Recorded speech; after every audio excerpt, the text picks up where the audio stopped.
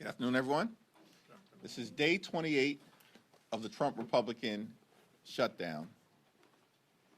And Democrats continue to make clear that we will sit down with our Republican colleagues anytime, any place, here at the Capitol or back at the White House in order to reopen the government, enact a bipartisan spending agreement that actually meets the needs of the American people, and address the health care crisis that Republicans have caused that is devastating people all across the country in working class America, rural America, urban America, small town America, the heartland of America, and black and brown communities throughout America, particularly at this point, given the Republican refusal to extend the Affordable Care Act tax credits. That will cause premiums, copays, and deductibles to increase by tens of millions of people by thousands of dollars per year. At the same time, Republicans are now threatening to weaponize hunger against the American people and withhold funding for nutritional assistance for children and seniors and veterans and women.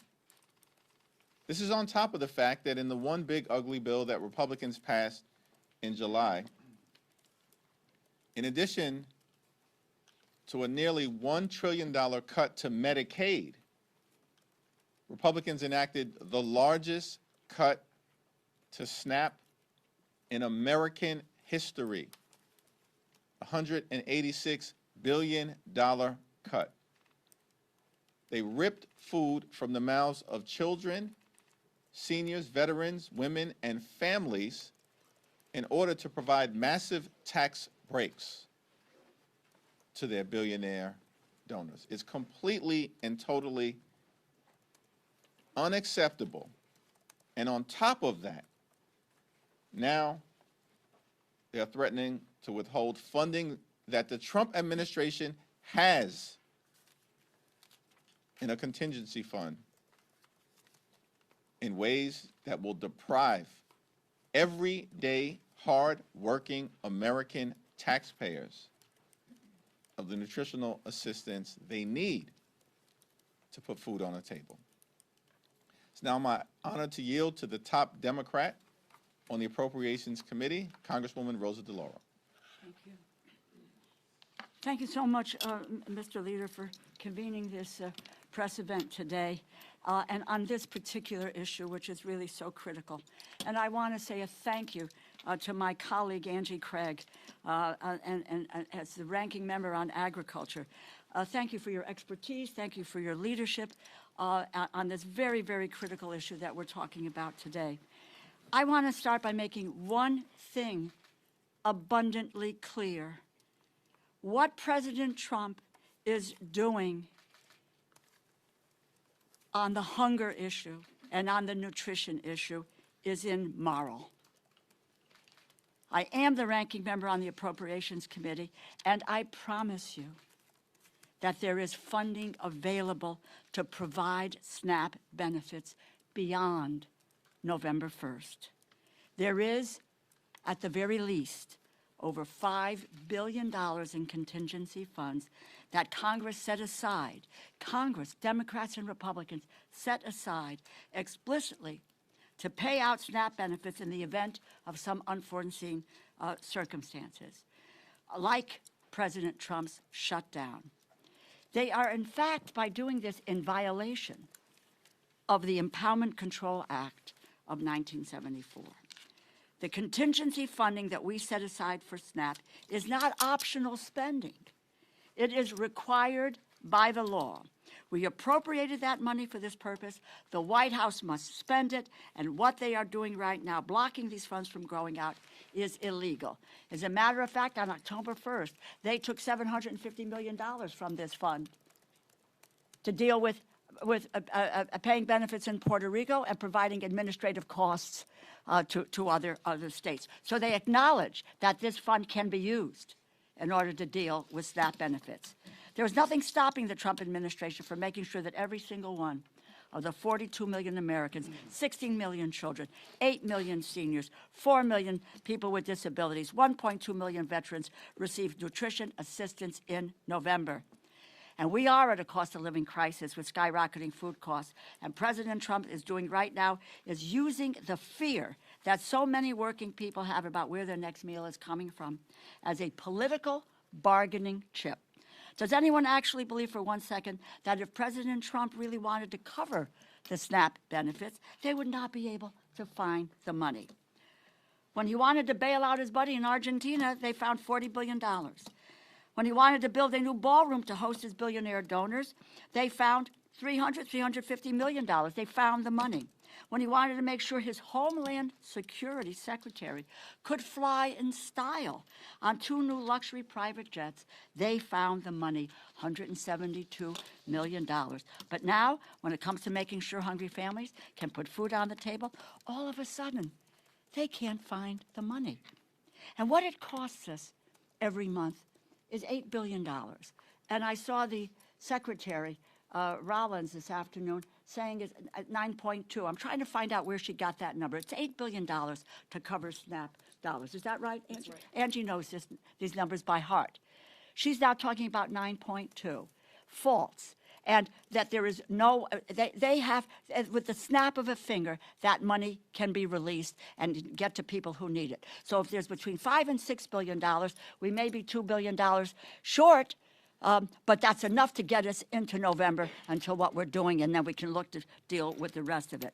The Trump administration is more than happy to cut backroom deals. They want to dole favors out to the highest bidders. It's a shame that 16 million children who rely on SNAP benefits did not shell out a hefty donation to the president's inaugural fund. But they're only kids, after all. House Republicans are still on vacation. We have not voted on any legislation in over a month. But if they were here, I doubt that they would object to the president's decision, not just because they are too cowardly to stand up to him under any circumstances, but because decimating food stamps, its food stamps, is what they have wanted all along. Their big, beautiful bill, as the leader has pointed out, and his signature piece of legislation slashes SNAP funding by $189 billion. That will strip 22 million Americans of some or all of their nutrition assistance over 10 years. Let me just conclude by saying to you that does anybody believe there is a shortage of food in the United States of America? Anyone who believes that? No. We have an abundance of food here in this country.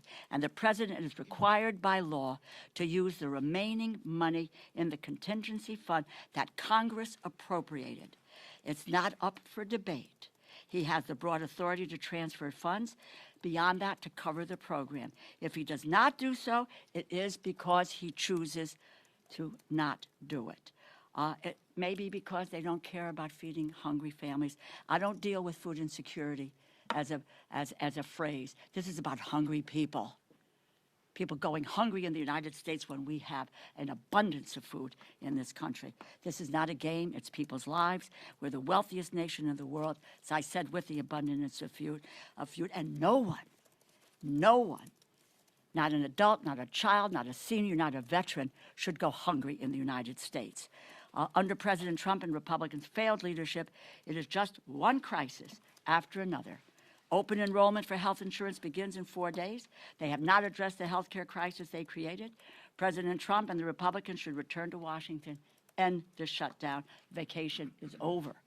We are here, we are working, and we are ready whenever they decide to join us. Let me turn it over now to the really indefatigable and will be chair of the not appropriations, of the Authorization Committee, Angie Craig from Minnesota. Well, thank you so much, Rosa, and thank you, Leader Jeffries. We are here today because President Trump and Secretary Brooke Rollins have chosen to take food away from 42 million Americans. Instead of coming to the table and working with Democrats to find a way to protect Americans from losing their health care, their health insurance premiums increasing dramatically, or both, the Trump administration has chosen to use the security of food in our country as a bargaining chip in a government shutdown. The president can't even be bothered to be in the country while Americans line up at food shelves across our nation. 440,000 Minnesotans alone need access to the SNAP program. The Trump administration has the appropriated funds and legal authority to fully fund SNAP in November, plain and simple. They are refusing to follow the law, and they are cutting food assistance when there are ample funds available, over $5 billion in the SNAP contingency fund, and they have the legal statutory transfer authority to fund the rest. If the president wanted to help feed hungry Americans, he would. He's shown us that. He does whatever the hell he wants to, whether it's legal or not. This is not only legal, but it is the right thing to do. But his actions have shown a callous disregard for America's seniors, veterans, and families with children. Earlier this year, he canceled food orders to food banks, stopping $500 million worth of food from reaching people in need. Food that our family farmers across this nation have grown. Food that they counted on being able to sell to the nation's food banks. The Republicans' one and only priority this Congress has been the big ugly bill, which not only cut health care by $1 trillion, but also cut SNAP by $186 billion, a frontal assault on our most effective basic need food assistance program to help vulnerable members of our community who rely on it to keep food on the table. Now the administration is taking food away from 16 million children, 8 million seniors, and 1.2 million veterans. Their hands are not tied. Their hands are not tied. The law is clear. The law is as clear as this administration's cruelty is as clear. The law is as unambiguous as congressional Republicans' desire to let the ACA tax credits expire. It is unconscionable. It is egregious, and it is illegal. I'm calling on the president to do the right thing and the moral thing, which coincidentally offers him a chance to do something he rarely does, which is follow the law.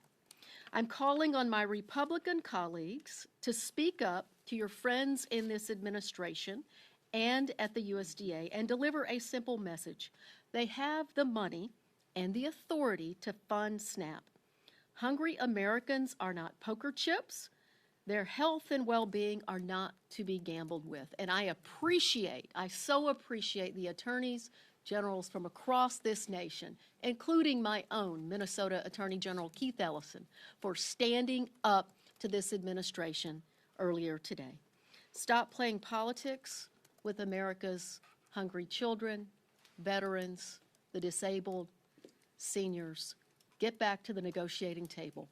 Open up the government and fund SNAP in November. Thank you. Connecticut joined that suit too, so excited to be with you. We're going to do on-topic questions first around the shutdown, SNAP, and healthcare. My question is for Congresswoman DeLauro on the shutdown. The speaker said that throughout the shutdown the last month or so that appropriators have still continued to work on the 12 appropriations bills. Can you talk about what that work has looked like as lawmakers have been off the Hill?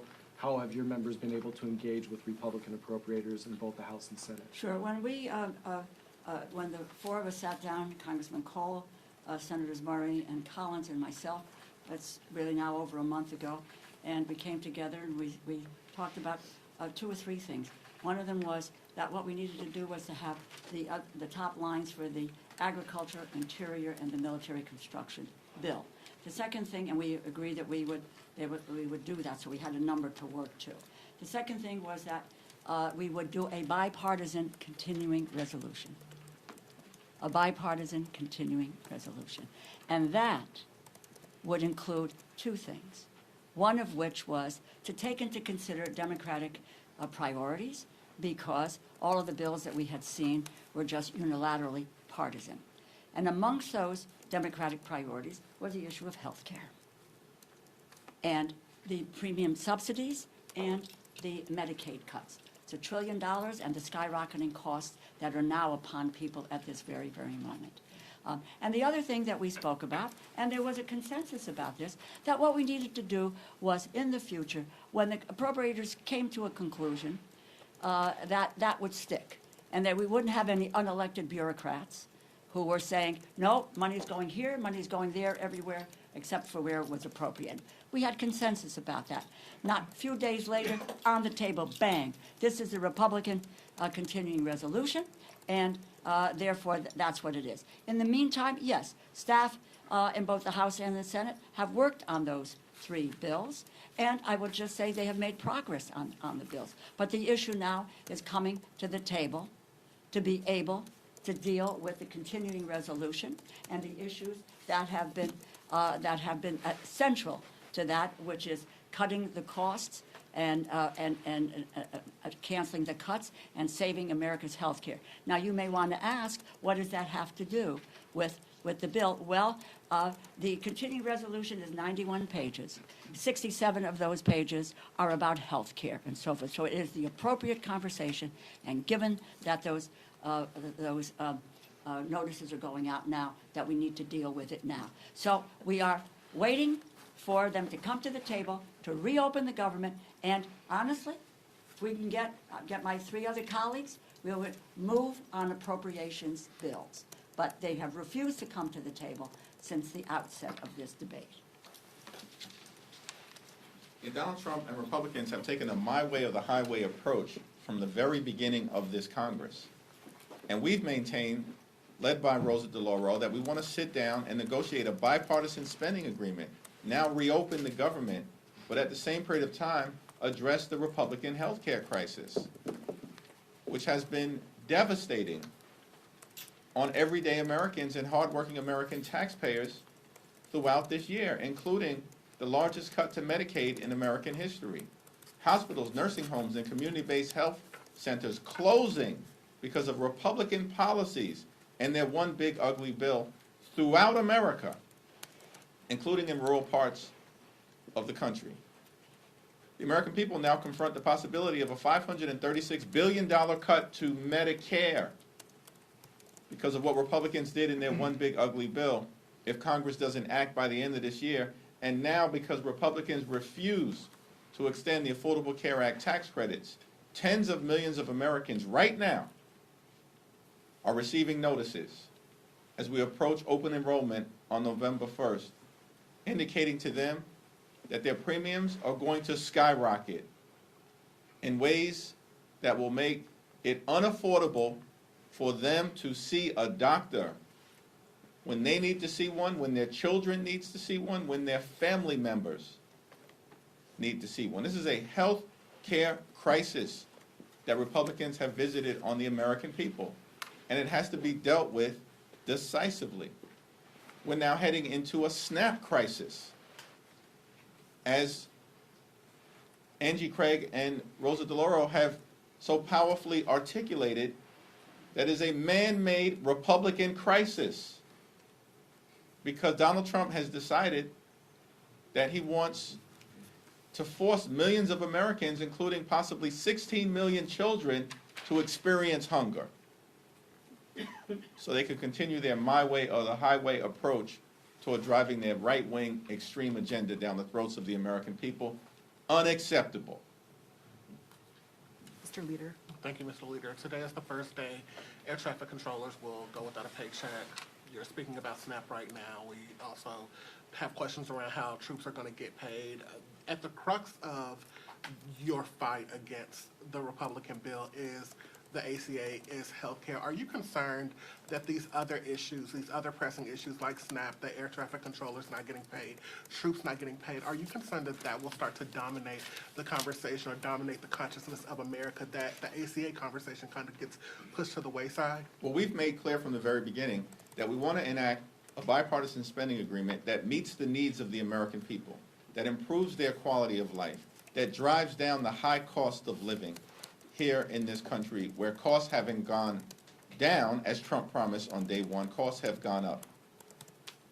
And we set out from the very beginning in September that we want to reach a spending agreement that's bipartisan, that meets the needs of the American people in 3 areas: their health, their safety, and their economic well-being.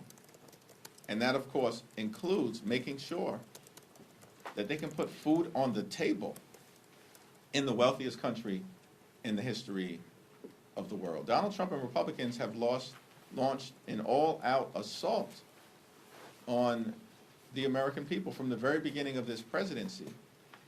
And it's cruel, and it's punitive, and it's hurting everyday American. We want to reopen the government. Republicans in the House have been on vacation now for 5 consecutive weeks. They've canceled votes for 5 consecutive weeks. This is extraordinary.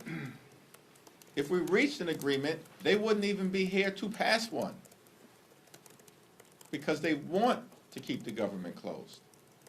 And we're just going to continue to urge them to come to the negotiating table so we can reach the type of bipartisan spending agreement that the American people deserve. I don't know, Mr. Angie, what do you want to say? I would just add to that, look, you know, the time is now that people are looking at what their healthcare costs are going to go up. November 1st, when people open their portal in Minnesota on MNsure, the average increase for a 60-year-old couple is going up $15,000 next year. Think about that. How can Americans fit another $15,000 into their budget? They can't even afford their housing and their health care and their grocery costs today. This is a moment in time where we have to have the moral courage as Democrats and Republicans to come together to make sure that Americans can stay healthy. People are desperate as they go to renew their health care. It's not in December. It's not next year. It is November 1st, this Saturday. So in terms of being distracted, people are not distracted by the premium increases that they're getting. They are laser focused on what's happening in their own budgets right now. If I can, I just want to add one more thing. A young woman in my district, Renee, who I was with on Friday, she got her notice, an increase of $2,000 per month. $24,000 a year for health insurance. Can anybody here pay for that? She can't. Her husband is gravely ill. He doesn't have insurance, etc. These are real stories. But I would say to you that on the food stamp issue, the money is there. Let us not let them get away with saying that they can't do it. They have their political will isn't there to feed the people who rely on the SNAP program, which is the most effective anti-hunger program in the United States of America. They're playing fast and loose with people eating.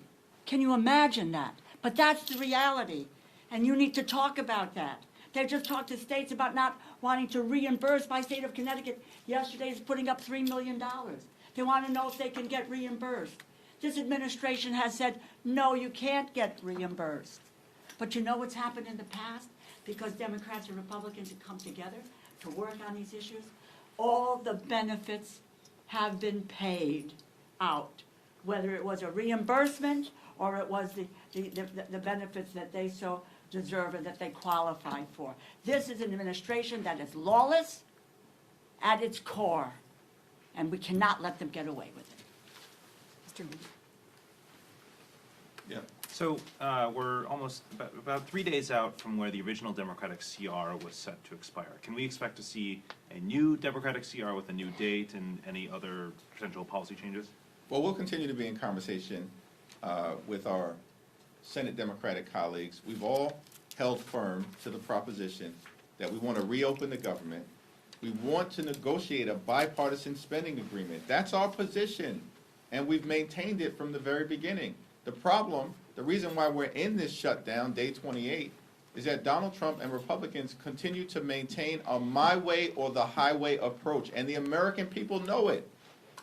Which is why the American people have turned against Donald Trump and Republicans, because their policies aren't working. They've gone too far in area after area after area, and have not made life better for the American people. So we'll continue to be in dialogue with our Senate Democratic colleagues, but publicly, our position has been the same as our private position, which is we'll sit down anytime, any place with anyone on the other side of the aisle, either here at the Capitol or go back to the White House, where we've repeatedly made clear to President Trump. Reconvene the legislative leaders. Convene the appropriators. Do what leaders do in moments like this, as opposed to being missing in action now for 28 days while finding $40 billion to bail out a right-wing wannabe dictator in Argentina and destroying the historic parts of the White House in real time so that he can construct a ballroom where he will be celebrated like a wannabe king. This is all outrageous stuff. And the American people see it unfolding before their very eyes. And they know that Donald Trump and Republicans have not been serious about doing what is necessary to enact a spending agreement that actually improves the quality of life of hardworking American taxpayers. Mr. Leader. Thank you, Mr. Leader. Republicans have said that the easiest way to fund SNAP is to reopen the government. And you say that Democrats want to reopen the government. Why not call on your Senate colleagues, your Senate Democratic colleagues, to reopen the government and alleviate all the impacts of the shutdown, and then immediately dive headfirst into solving this healthcare crisis? All hands on deck. As has been the case, and as Angie Craig and Rosa DeLauro, who I'll yield to momentarily, have repeatedly said, the funds have already been allocated by the Congress in a bipartisan way to allow a continuation of SNAP benefits through November 1st, deep into the month of November, and there's additional funds that are available to be reallocated so that not a single person in this country goes hungry. And if that happens beginning on November 1st, it's because Donald Trump and Republicans want the American people to go hungry. And that's the problem that we confront.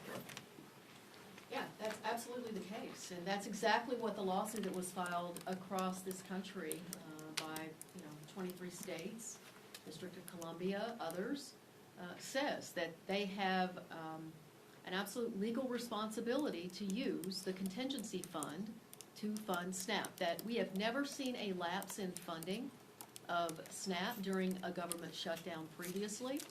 And they also have the authority, Secretary Brooke Rollins, to move additional money over to make sure that not a single child in this country goes hungry. They are ignoring their legal responsibility. They are ignoring the moral clarity that we have, that there is no way we should be allowing seniors and veterans and children to go hungry in this country. And where are they?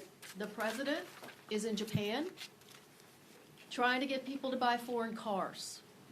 Last week, he was trying to get people to buy Argentine beef. This is not an America First administration. These are not America First policies on behalf of this administration. And what people really care about in Minnesota and across this country is what's happening in their own budgets.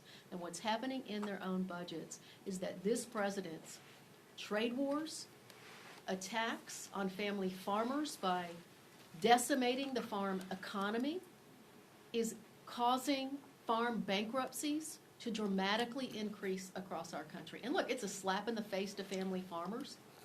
Without those farmers, we will not have food security in this country. And this administration needs to step up and do the right thing. By the way, Supplemental Nutrition Assistance Program, you know, we just don't sit here and say, okay, we're going to pass this law today, and Democrats and Republicans are going to agree to that, and the president signs it into law, and then we say, oh, hey, did we really mean to do that? And just to ignore that, which is what is happening. It is in the law. And they are violating the law because they don't have the political will to do it. You know why? Because what they want to do is, as Secretary Rollins did this afternoon on TV, is to say that the Democrats are responsible for taking food out of the mouths of children, or some other, quite honestly, cockamamie excuse that she might have for not following what the law of the land is. But it is, quite frankly, starting with January, there's been an unbelievable violation of the Constitution and the laws of this nation with this administration. But you know, let's stand our ground and let the people know that the money is there. They need to wave their magic wand, and the money will go out, and in short order, we'll be able to get 42 million people fed in the way that the food stamp program has done from its outset. Let me thank Congresswoman Rosa DeLauro and Congresswoman Angie Craig for their continued leadership. Thank you. Thank you. This question is for any of the representatives, but now it'll be for you, Leader Jeffries. Mike Johnson and some of his Republican colleagues have pointed out the pain of Americans losing access to nutritional assistance programs, including in his press conference today.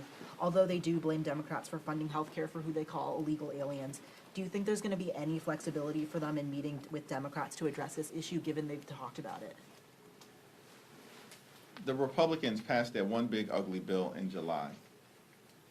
And that bill hurts everyday Americans to reward their billionaire donors. And in that bill, they enacted the largest cut to Medicaid in American history. Hospitals, nursing homes, and community-based health centers are closing all across the country, including in Louisiana, because of what Mike Johnson and Republicans did in that one big ugly bill. And at the same time, they cut SNAP benefits by $186 billion. Donald Trump and Republicans literally ripped food from the mouths of hungry children, seniors, families, and veterans in order to reward their billionaire donors. That's what the one big ugly bill was all about. And so at this moment in time, these Republicans have zero credibility as it relates to the issues connected to health care and SNAP. Because the American people have already seen what Republican policies look like. And that's ripping health care away from millions of Americans and doing the same thing as it relates to nutritional assistance. Our position continues to be clear. Let's sit down. Let's reopen the government. Let's find a path toward a bipartisan spending agreement that actually meets the needs of the American people. But we have to address the Republican health care crisis and the fact that on November 1st, just a few days from now, open enrollment will begin. And reality will strike for tens of millions of Americans who receive their health insurance, both from the Affordable Care Act tax credits and beyond, that their health care costs are about to skyrocket, in some cases increase by $10,000 per year, $15,000 per year, more than $20,000 a year. These are working class Americans who are about to be hit with these dramatic increases that they cannot afford. And that's why Democrats continue to be in this fight until we win this fight. Thank you, Leader Jeffries. The House Oversight Committee released their report into the former President Biden's auto pen use and the probe that they investigated. And Attorney General Pam Bondi said that the DOJ will initiate a review of the Biden administration's reported use of the auto pen for pardons. Can I get your reaction to that? The so-called chairman of the House Oversight Committee, James Comer, continues to behave like a malignant clown. We can't point to a single thing that he's actually done to make life better for the American people. Here's what he should investigate. if he's investigating presidents or former presidents. Investigate the fact that Donald Trump promised that costs would go down on day one. He promised, Donald Trump, repeatedly, that costs would go down on day one. Costs haven't gone down. They're going up. Inflation moving in the wrong direction, as evidenced by the most recent report that was just issued last week. Housing costs are up, grocery costs are up, child care costs are up, electricity bills are through the roof. And now, because of the Republicans' refusal to extend the Affordable Care Act tax credits, tens of millions of Americans are about to experience dramatic increases in their health care costs that will force medical bankruptcy on many of them, or they'll have to make a choice between going to see a doctor, putting clothing on their back, paying the rent or mortgage, or putting food on the table. This is what's happening in the United States of America, the wealthiest country in the history of the world. If James Comer wants to investigate something, investigate Donald Trump's lie that he was going to lower costs on day one. Thank you, Leader. I have two questions. The first is about the federal workers, the largest unions letter earlier this week. Does this give you any concern that that'll put pressure on Senate Democrats to cave? And then the second question is about Mamdani. Obviously, you've given him his endorsement. Do you encourage Leader Schumer to do the same? I issued a statement with respect to the mayor's race in New York City last Friday. That statement speaks for itself. In terms of the current situation that we find ourselves in relative to hardworking federal employees, we support them and will continue to stand by them. The Trump administration has fired or let go more than 200,000 hardworking federal civil servants this year prior to the shutdown that they're visiting on the American people. That's what the Trump administration has done. This year, fired more than 200,000 hardworking federal employees. They have been targeting civil servants from the very beginning of this presidency. In fact, members of the Trump administration have said publicly that they want to traumatize federal employees. That's what they've said. That's what the OMB director said. So our position will remain consistent. We want to reopen the government. We want to make sure that every single federal employee gets paid, both the ones who are furloughed and the ones who are essential workers who have been forced by this Trump administration to work without pay because Donald Trump and Republicans continue to keep the government shut down. We know that's their position because House Republicans have canceled votes for 5 consecutive weeks. We know that's the Republican position because the Senate Republican leader continues to bring the same partisan Republican spending bill to the floor for a vote. It's now been brought to the floor 13 times, and it's went down to defeat 13 times because Leader Schumer and Senate Democrats, partnering with House Democrats, have continued to take the same position. We will not support a partisan Republican spending bill that guts the health care of the American people. Third row. Thanks, sir. I'm curious for your reaction to reports that DHS has purged senior ICE officials and wants to replace them with Border Patrol.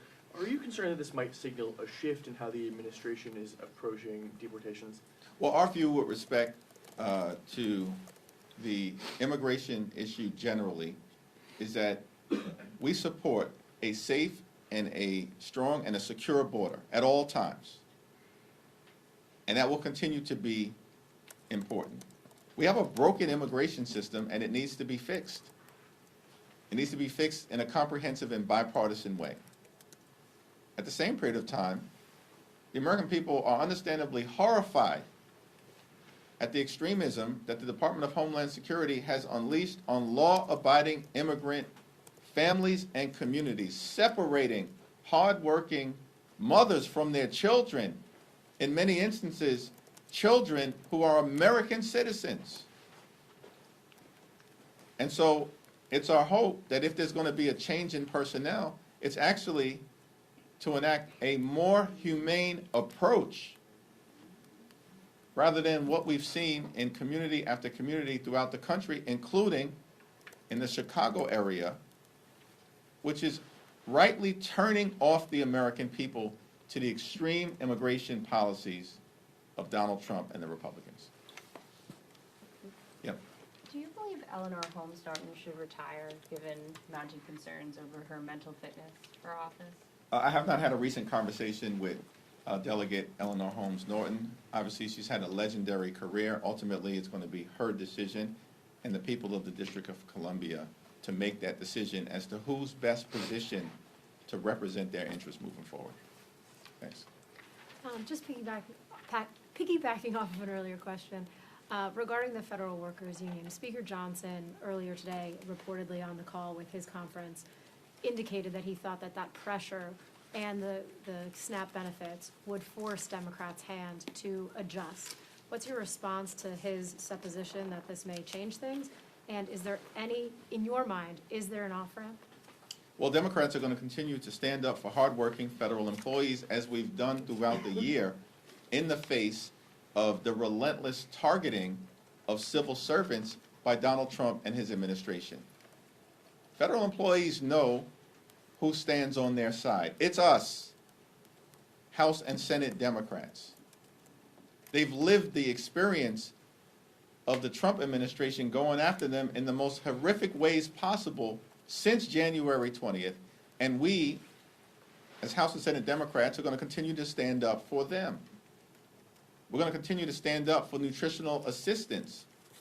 It's the Republicans who cut $186 billion, the largest cut to SNAP in American history. They just did this in July as part of their one big ugly bill so they could reward their billionaire donors and continue to subsidize the lifestyles of the rich and shameless. It's out of control. That's their track record. That's the Republican track record. And of course, we're going to continue to stand up for the health care of the American people. And I don't know why Republicans think this is a game. This is not a game. This is about the health and the well-being, economically, of the American people. And Democrats are going to stay in this fight until we win this fight for working class Americans, for middle class Americans, and for hardworking American taxpayers. Thank you all. Thank you.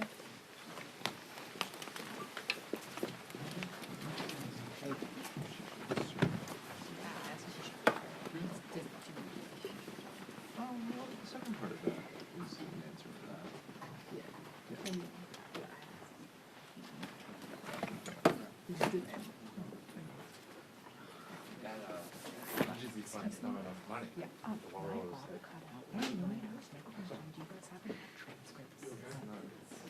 Yeah. Funny that they got here. What is? Oh, I'm sorry. What is your name?